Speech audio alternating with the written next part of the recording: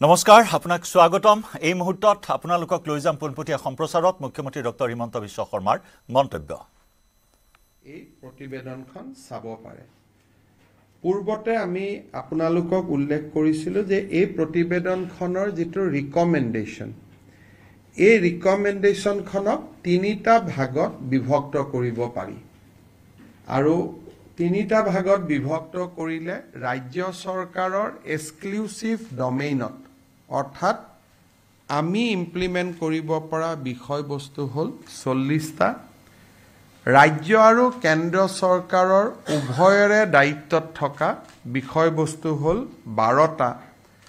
আৰু সম্পূৰ্ণভাৱে কেন্দ্ৰীয় চৰকাৰৰ দায়িত্বত থকা বিষয়বস্তু হল 15টা আজি সদৌ অসম ছাত্ৰ সন্থাই আমাৰ যেটো শ্ৰেণী বিভাজন তাক তেওঁলোকে স্বীকাৰ কৰে যে হয় 40টা ৰাজ্য চৰকাৰৰ অধীনত 12টা ৰাজ্য আৰু কেন্দ্ৰীয় চৰকাৰৰ অধীনত আৰু চেণ্টাৰৰ অধীনত 15টা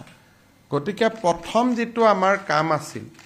যে প্ৰতিবেদনখন আমি ডিমিষ্টিফাইড কৰিব লাগে তাক ৰাজহুৱা কৰিব লাগে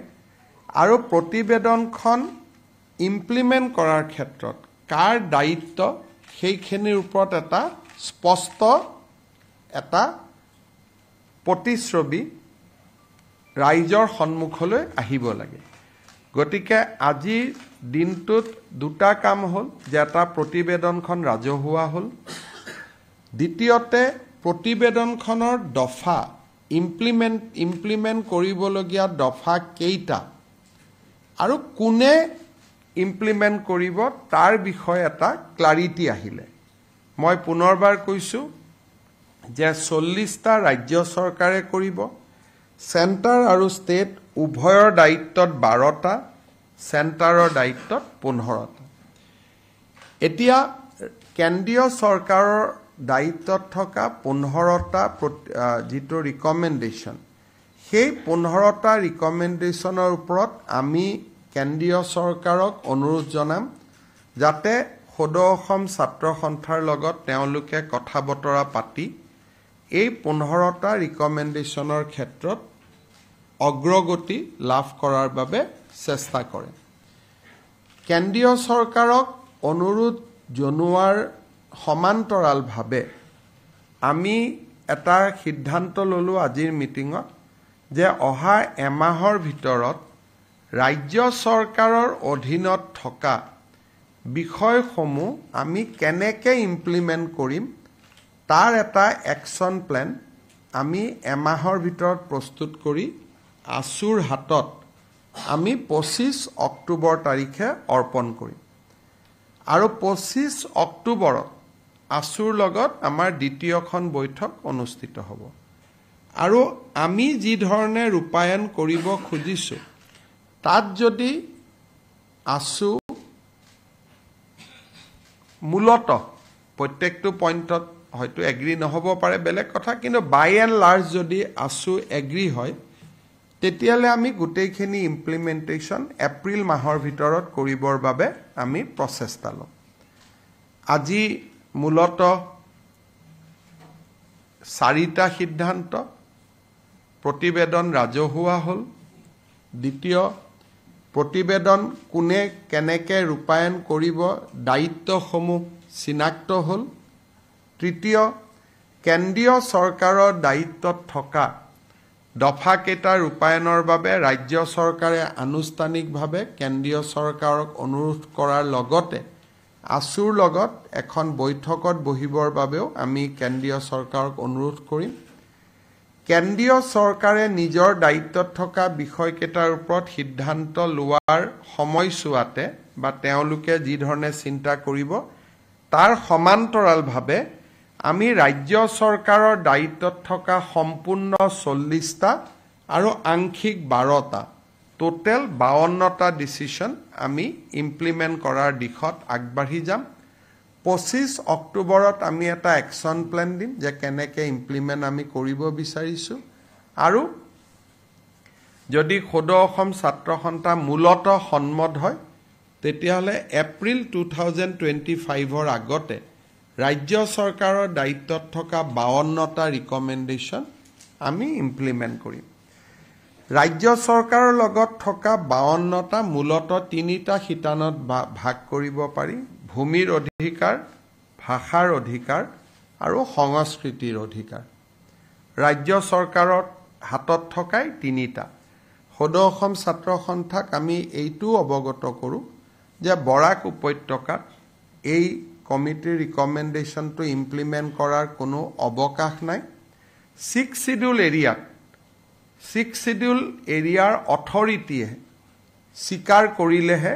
আমি তাত আমি ইমপ্লিমেণ্ট কৰিব পাৰিম কাৰণ এইবিলাক হ'ল ডেলিগেটেড ছাবজেক্ট সংবিধানে এই ছাবজেক্টবিলাক অলৰেডি 6 শিডিউলক দি দিছে ৰাজ্য চৰকাৰে তাৰ ওপৰত আইন প্ৰণয়ন কৰিব নোৱাৰে আৰু 6 শিডিউল এৰিয়াত আইন প্ৰণয়ন কৰাৰ অধিকাৰ 6 শিডিউল কৰ্তৃপক্ষৰ আছে আৰু সেই ক্ষেত্ৰত 6 শিডিউলৰ কৰ্তৃপক্ষই তেওঁলোকে বিচাৰিলে কৰিব পাৰিব আৰু নিবিচাৰিলে তেওঁলোকে ইয়াৰ পৰা আঁতৰি থাকিব পাৰিব মূলতঃ এইখিনি আজি আলোচনাৰ বিষয়বস্তু আপোনালোকে যদি কিবা সুধিব খোজে সুধিব পাৰে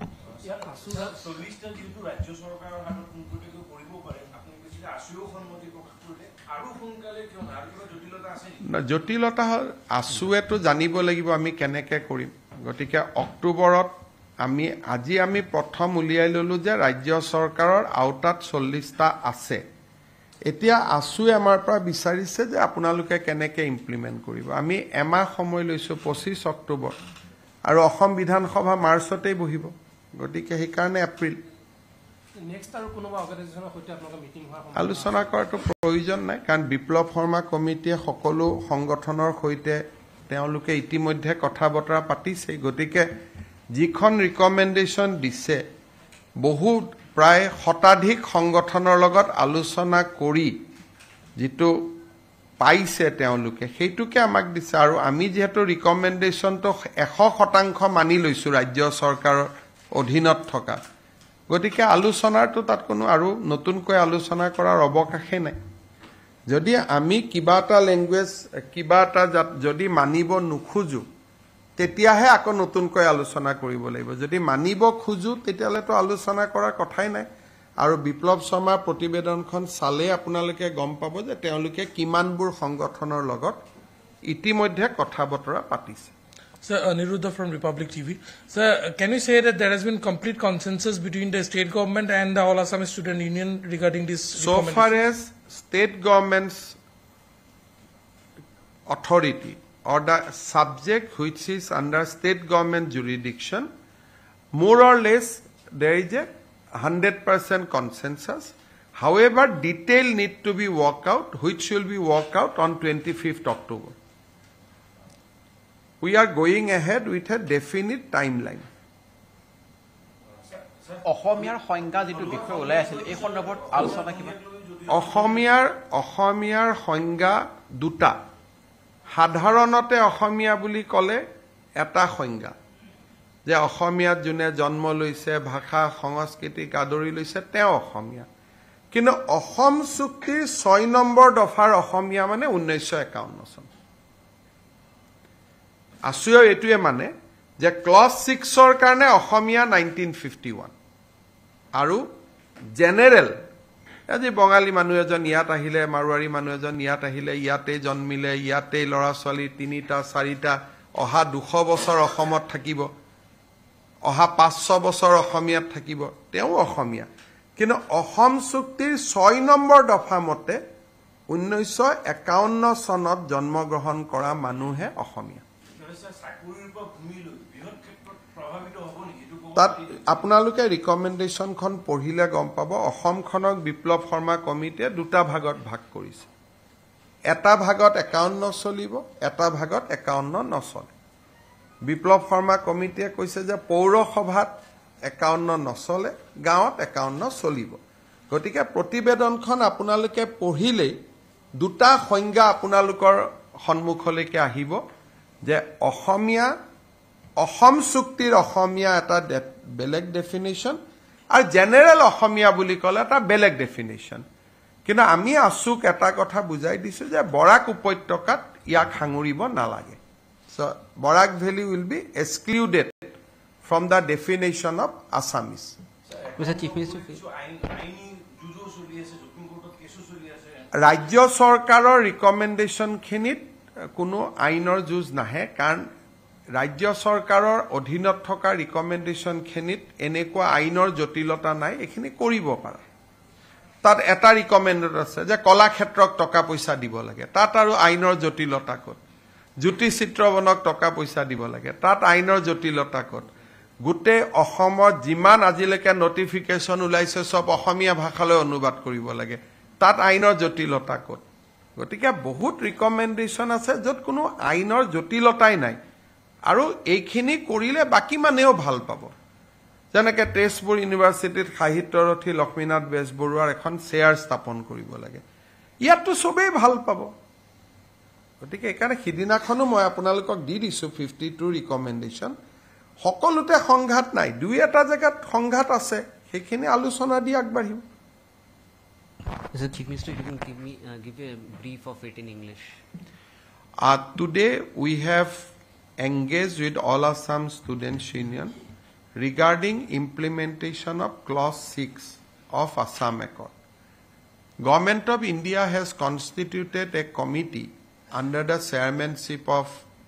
retired Justice Biplab Sharma. Committee has submitted report in 2020. Today we have analyzed what are the recommendations which can be exclusively implemented by the state government. And we have decided to go ahead with the implementation of those subjects which are completely under the state government. However, we have made it sure that we have made it clear that those recommendations will not be implemented in Barak Valley as well as in the 6th schedule area of Constitution of India without their explicit consent. There are certain recommendations which require constitutional amendment as well as it falls exclusively under the jurisdiction of central government. State government will take up with the central government regarding implementation with those recommendation and will also request central government to speak with ASU regarding implementation of those provisions. এতিয়া মই এটা সৰু বেলেগ এটা বিষয় কৈছো আজি ৰাজ্য চৰকাৰে বিশেষকৈ আমাৰ থাৰ্ড গেট আৰু ফোৰ্থ গেট কমিশনে দুখন নোটিফিকেশন দিছে যে 27 তাৰিখৰ পৰা আমি এটা অনলাইন পোৰ্টেল আমি দেখুৱাই দিছো পোৰ্টেলটো আপোনালোকে অলপ পিছত মোৰো টুইটাৰত চাই ল'ব পাৰিব বা নোটিফিকেশনো পাব পোৰ্টেলত আবেদন কৰিলে 50 টকা ফিজ দি আবেদন কৰিলে 15 তাৰিখৰ পৰীক্ষাত যিসকলে অৱতীৰ্ণ হৈছিল তেওঁলোকে নিজৰ OMR সিটখন ল'ব পাৰিব 27 তাৰিখৰ পৰা আবেদন আৰম্ভ হ'ব আৰু আবেদনৰ সংখ্যাৰ ওপৰত ভিত্তি কৰি তেওঁলোকে OMR সিটখিনি সেই ইমেইল এড্ৰেছলৈকে পঠিয়াই দিব এনসাৰ কি 15 তাৰিখৰ পৰীক্ষাৰ এনসাৰ কি অহা 28 তাৰিখে সেবাৰ ওয়েব পোৰ্টেলত হোস্ট কৰা হ'ব www.site.sebaonline.org ইয়াতে হোস্ট কৰা হ'ব আৰু এনসাৰ কি লৈ যদি কাবাৰ আপত্তি থাকে হেয়াও যদি সেবাক জনোৱা যায় সেবাই বিচাৰ বিবেচনা কৰিব গতিকে এই তিনিটা খিদিনাখন মই কৈছিলো তথাপিতো আজি আপোনালোকক আৰু ইয়াৰ নোটিফিকেশন আজি ইতিমধ্যে সৰকাৰে ইস্যু কৰিছে Sir, one question, sir. So, my name is Roki Bose from Scroll. So, have the Assam government accepted the cut-off date of 1951 as per the recommendation by already there are recommendations state government has accepted 1951 as a cut-off date already in Mission Bosundhara. We are doing that for last 3 years itself. So, this today we are formally discussing, but on spirit, we are already implementing the recommendation. So we have accepted the cutoff date of 1951 in the context of specific recommendation. It is not that when you go to apply for a license, you have to show 1951. When you have to go to a restaurant, you have to show 1951. It is not that. Only in regard to the specific recommendation of 1951, which you will understand when you will study the Biplab Sharma committee report. So that we have accepted. But we have not accepted 1951 as a general cutoff date for day-to-day life, which we cannot do. It is only specific, like he has said that in certain revenue blocks, land can be sold and purchased between the people who was in Assam from 1951. So we have not accepted 1951 as a general cutoff date for day-to-day life of Assam. But certain recommendation where 1951 has been mentioned, we are already doing that. Even in last assembly, we have passed 3 land bill where we made 1951 as a cutoff date. We have not mentioned 1951. We said 3 generation. 3 generation means 1 generation 25 years. So it is 51. But for going to a voting, going to apply for a job, going to a restaurant, going to a hotel, nobody will ask 1951. It is not that there is nothing to be created a panic that you have accepted 1951. Because Biplab Sharma committee report has not said that you adopt 1951 as a general in day-to-day life. He has only said so far as these recommendations are concerned, and these recommendations are very few, you take 1951 as a cutoff date. Sir, just one question in this regard only. Doesn't it will complicate 1971 and 1951? No, in many states there is a land law. Even if you go to Jharkhand, the land laws are like that. Land laws are, there is very, like if you go to Jharkhand, except few area, only the people who live for centuries, they can only sell and purchase for land.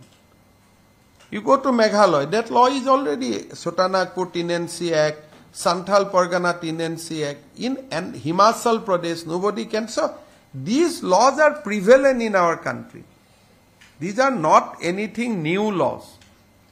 So these laws are already there in our country. And in Assam also, in tribal belt and block, those laws are already there. Now, ite apnaluke muk koi thake Biplab Sharma committee report implement korok. Eta Biplab Sharma reportote koi thoise je hil khaku usset korok buli. Je kuno wetland thakibo nalage, hokolo wetlandot eviction hobo lage. Hil khaku to wetland গতিকে যিসকলে সেইকাৰণে মই কৈছো যে ৰিপৰ্টটো আমি ইমান দিন দেখা নাছিলো কাৰণে ৰিপৰ্টটো ইমপ্লিমেন্ট কৰিব গৈও আমি গালি খাই আছিলো এতিয়া ৰাইজে ৰিপৰ্টটো দেখিলে বুজি পাব এইটো বিপ্লৱ শৰ্মাৰ ৰিপৰ্ট মতে কৰি আছে Sir, there are another কালি যে ট্ৰাইবেল বেল্ট এণ্ড ব্লকত এভিকশন হৈছে এইটো বিপ্লৱ শৰ্মাৰ ৰিপৰ্টতে লিখা আছে যে এভিকশন কৰিব লাগে বুলি কিন্তু কথাটো এনেকৈ ওলাইছে যে যিটো ৰিপৰ্ট এতিয়ালৈকে গৃহমন্ত্ৰীয়ে গ্ৰহণ কৰা নাই কালিও কথাটো সৰব হৈছিল কোনে এটাতো মই দেখোন মুখ্যমন্ত্ৰী হিচাপে ৰিপৰ্টটো গ্ৰহণ কৰি ৱেবসাইটতে দিব দিলো গৃহমন্ত্ৰী কথাটো 15টা ৰিকমেন্ডেশন লয় হেতু তেখেতৰ ওপৰত কথা আমাৰ খেনি আমি কৰি আছো আমিতো গ্ৰহণ কৰি এতিয়া কালি ৱেবসাইটতে আপোনালোকে পাই যাব আজি আমি কপিটো সকলোকে দি দিলো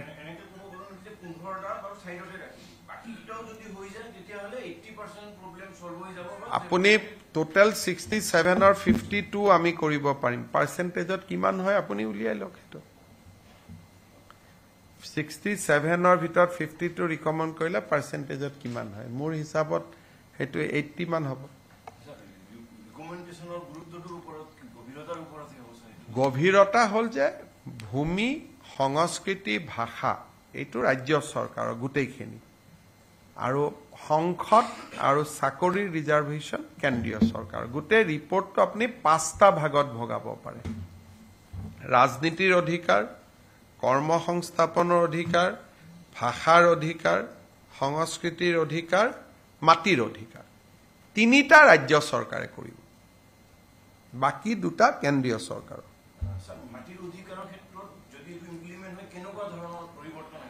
অলপ আপোনালোকে চাই লওক ৰিপৰ্টটো চালেতো গমেই পাব আমি যিবিলাক কৰি আছো মোটামুটি এইটোই আৰু যে ৰিপৰ্টটো যদি আপুনি একচেপ্ট কৰে তেতিয়ালে এভিকশন আৰু বেছিকৈ চলাব লাগিব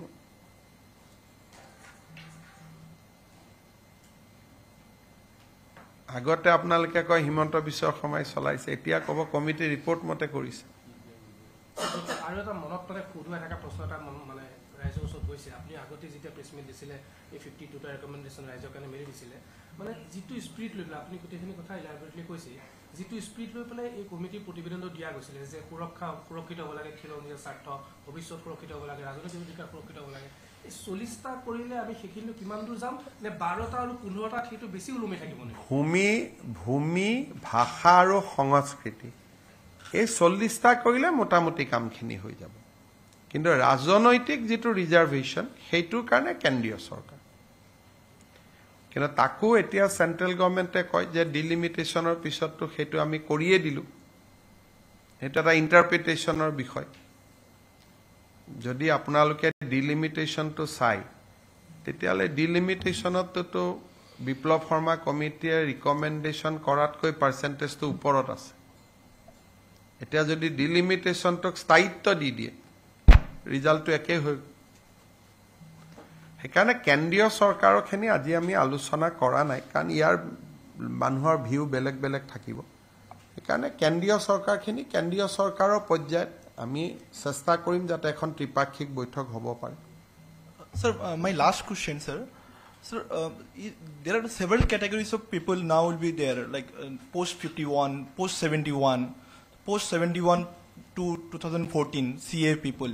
So there are sets of categories of citizens will be there right now, and everybody will have separate rights, not it is uniform. simple as prevalent in many other states of India. Like today, if you go to state of Jharkhand, you will have a different rights. Today, if you go to Himachal, you will have a different rights.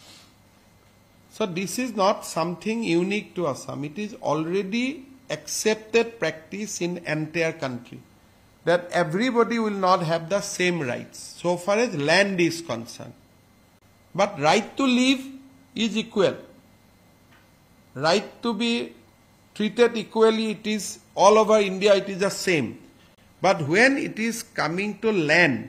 when it is coming to language, when it is coming to culture, the rights are different. And that is prevalent in all over the country. Even in Karnataka. So this is not what Assam is trying to do for the first time in the country. It is already there. If you go to Tripura, half of the Tripura, you cannot purchase a single plot of land. These are accepted provisions. These are accepted norms in entire country. So if tomorrow a person get a citizenship of this country in 2021, in Jharkhand he cannot purchase a single plot of land. But in Assam they can. So now that is what we are trying to change. আসোৱে শেষ প্ৰশ্ন আসোৱে কৈ থকা সাংবিধানিক ৰক্ষা কবচ সেইটোৰ ওপৰত জোৰ দিয়ে তেওঁলোকে বিভিন্ন সমস্যাত এই গোটেই বিষয়টো আনি আছে এতিয়া প্ৰশ্নটো হৈছে এই ৰক্ষা কবচটো মোৰ হাতত যেটো ৰক্ষা কবচ দিব মই পাৰো মাটি ভূমি ভাষা সংস্কৃতি তিনিটা আমি কৰিম বুলি কলো বাকি চাকৰি আৰু এছেম্বলি সিট সেইখিনি কেন্দ্ৰীয় চৰকাৰৰ সেই 15টাত আছে গতিকে 52টা দি যি কৰিব পাৰো বিপ্লৱ শৰ্মা কমিটিটো আৰু 52টা ৰিকমেণ্ডেশ্যন এনে লিখা নাই তেওঁলোকে ডেফিনেটলি এই ৰিকমেণ্ডেশ্যন কেটা এই কাৰণেই দিছে যে এই কেটাই অসমীয়াক সুৰক্ষা দিব নহলে তেওঁলোকে ৰিকমেণ্ডেশ্যন কেটা কিয় দিলেহেঁতেন এতিয়া সেই ৰিকমেণ্ডেশ্যন কেটাই সুৰক্ষা দিবনে নাই হেতু কমিটি খুদিব লাগিব মইতো সিম্পলি কৈছো যে মই কমিটি ৰিপৰ্ট কেটা ইমপ্লিমেন্ট কৰিম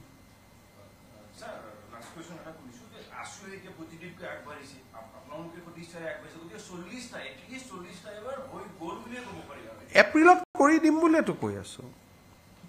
যে এপ্ৰিলৰ বিধানসভাত হৈ যাব মইতো ইয়াত কৰিব নোৱাৰো বিধানসভাতে কৰিব লাগিব গতিকে বিধানসভাত 40টা সম্পূৰ্ণ 12টা আংশিকভাৱে টোটাল 52টা এতিয়া 52টা কৰাৰ পিছত জাতিটো সুৰক্ষিত হ'বনে নাই সেইটো বিপ্লৱ শৰ্মা কমিটিৰ সদস্যসকলেহে জানিব যে আমি ভাবি চিন্তি এইকেইটা লিখিছিলো এইকেইটা কৰিলে নিশ্চয় জাতিটো সুৰক্ষিত হ'ব তাৰ পিছত ৰাইজে ক'ব লাগিব যে আমি সুৰক্ষিত হলো নে নাই আকৌ মই কৈছো যে ইয়াত 5টা কেটেগৰী আছে মাটি ভাষা সংস্কৃতি তিনিটা এই 52টা দি হৈ যাব কৰ্ম সংস্থাপন আৰু ৰাজনীতি এইটোৰ কাৰণে সেন্ট্ৰেল গভৰ্ণমেণ্টৰ 15টাৰ ভিতৰত আছে হ'ব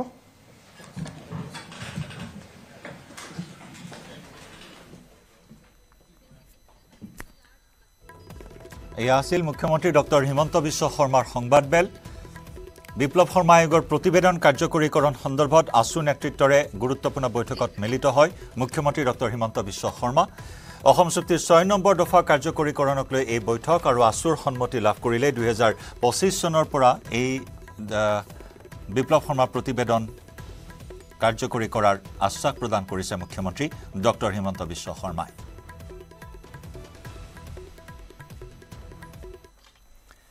আৰু ইয়াৰে সৈতে এই বিশেষ বাতৰিৰ পৰা বিদায় লৈছো নমস্কাৰ